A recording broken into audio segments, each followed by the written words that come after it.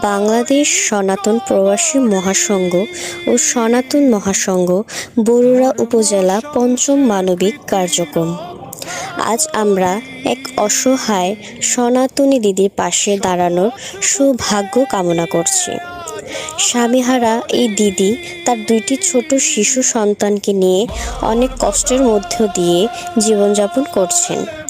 মানবতার দায়বদ্ধতা থেকে বাংলাদেশ সনাতন প্রবাসী মহাসংঘ ও সনাতন মহাসংঘ বরুড়া উপজেলার যৌথ উদ্যোগে তার পরিবারের জন্য 1 মাসের খাদ্য সামগ্রী এবং একটি সেলাই মেশিন প্রদান করা হয়েছে, যাতে তিনি নিজে কর্মের মাধ্যমে স্বনির্ভর হয়ে সন্তানদের সুন্দর ভবিষ্যৎ গড়ে তুলতে পারেন।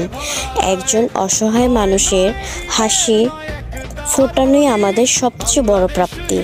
মানবতার এই ছোট প্রয়াস সমাজের সকল মানুষকে আরও বেশি সহকর্মী, মানবিক ও ঐক্যবদ্ধ হতে অনুপ্রাণিত করুক।